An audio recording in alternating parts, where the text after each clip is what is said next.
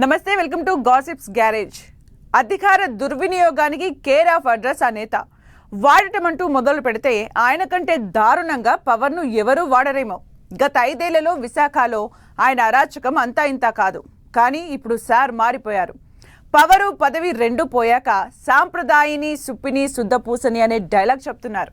ఇంతకీ ఆయన టోన్ మార్చడానికి కారణమేంటి? ఉచ్చు బిగుస్తుందనే అసమ్మతి గలం వినిపిస్తున్నారా? పవర్లో ఉన్న పార్టీలో లేకపోతే తన దందా నడవదని ఫిక్స్ అయిపోయారా? ఆ మాజీ ఎంపీకి ఫ్యాన్ గాలితో జలుబు చేస్తుందా?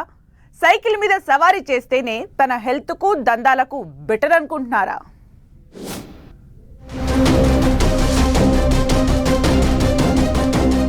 అధికారమిచ్చే కిక్కే వేరు. పవర్ కోల్పోతే అదో తెలియని లోటు. అందుకే ఏ పార్టీ అయినా ఎప్పుడూ తమదే అధికారం కావాలని కోరుకుంటుంది. లీడర్లు కూడా పవర్లో ఉన్న పార్టీలోనే ఉండాలని అనుకుంటారు. ఇప్పుడు ఏపీలో వైసీపీకి చెందిన చాలా మంది గల్లీ లీడర్ నుంచి ఢిల్లీ లీడర్ వరకు అందరూ కండువా మార్చేందుకు సిద్ధమవుతున్నారు. అందులో భాగంగానే విశాఖ మాజీ ఎంపీ తీరు ఆసక్తికరంగా మారింది.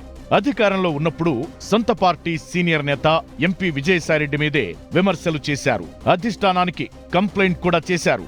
ఇప్పుడు ఏకంగా వైసీపీ తీరునే తప్పుబడుతూ కూటమికి దగ్గరయ్యేందుకు ప్రయత్నం చేస్తున్నారు ఎంవీవీ సత్యనారాయణ. అధికార బలంతో విశాఖ మాజీ ఎంపీ ఎంవీవీ సత్యనారాయణ గత 5 ఏళ్లు వ్యవహరించిన తీరే వేరు.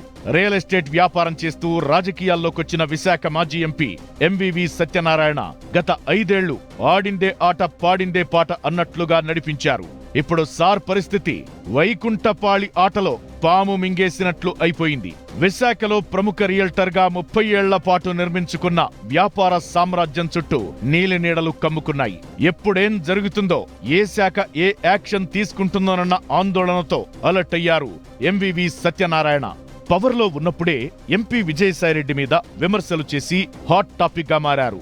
ఇప్పుడేమో వైసీపీ 5 ఏళ్ల పాలనలో ఆటవిక రాజ్యం నడవడం వల్లే ఓడిపోయామంటూ నీతులు చెబుతున్నారు. విశాఖలో పార్టీ ఓడడానికి తాను కూడా కారణమన్న విషయాన్ని మరిచి పార్టీ మీద నెపం నెడుతున్నారు. అంతేకాదు, గతంలో గీతం యూనివర్సిటీ కట్టడాలను కూల్చడం తప్పనేది ఆ మాజీ ఎంపీ వాదన. అక్రమాలకు భూదందాలకు కేరాఫ్ గా పేరున్న ఎంవీవీ నీతులు చెప్పడం వెనుక కథ వేరే ఉందన్న చర్చ జరుగుతోంది.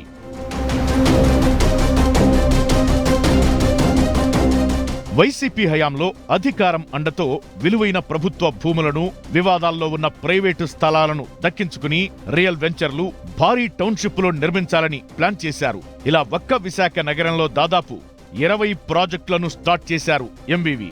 అయితే తన ప్రాజెక్టులకు భూసేకరణకు సంబంధించి మాజీ ఎంపీపై పలు వివాదాలు, ఆరోపణలు ఉన్నాయి. అయితే గత 5 ఏళ్లు వైసీపీ ప్రభుత్వమే ఉండటంతో ఆయన్నెవరూ టచ్ చేయలేకపోయారు. ఎంపీగా ఎంవీవీ చెప్పిందే శాసనం అన్నట్లుగా పోలీస్, రెవెన్యూ, మున్సిపల్ అధికారులు వ్యవహరించడంతో ఆయన ప్రాజెక్టులు చకచకా ముందుకు సాగిపోయాయి. ఇప్పుడు ప్రభుత్వం మారడంతో ఆ ప్రాజెక్టులన్నీ చిక్కుల్లో పడ్డాయి. అందుకే ఆయన కూటమి వైపు చూస్తున్నారన్న టాక్ వినిపిస్తోంది. అంతేకాదు, పసుపు కండువా కప్పుకునేందుకు తెర వెనుక ఎన్నో ప్రయత్నాలు చేస్తున్నట్టు తెలుస్తోంది. మాజీ మంత్రి గంటా శ్రీనివాస్ ద్వారా టీడీపీ గూటికి చేరేందుకు ట్రై చేస్తున్నారన్న ప్రచారం జరుగుతోంది.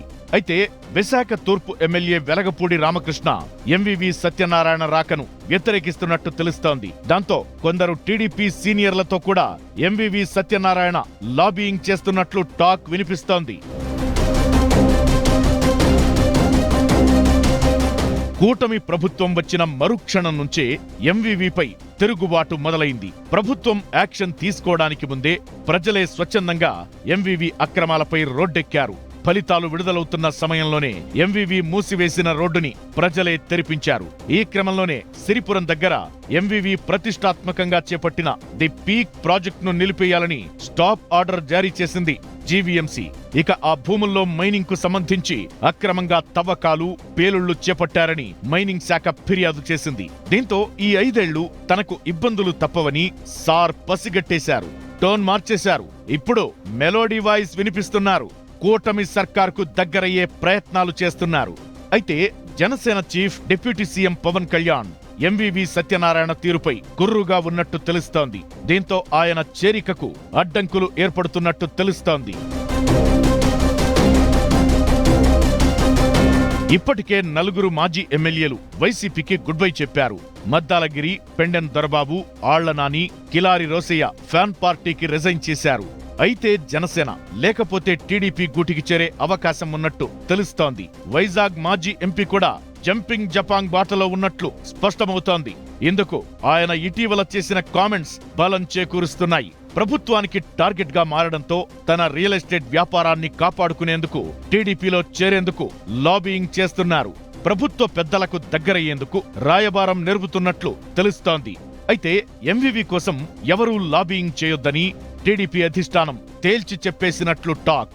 ఇప్పుడా మాజీ ఎంపీ గారి పరిస్థితి పొలిటికల్ లైఫ్, బిజినెస్ డైలమాలో ఉందన్న చర్చ జరుగుతోంది.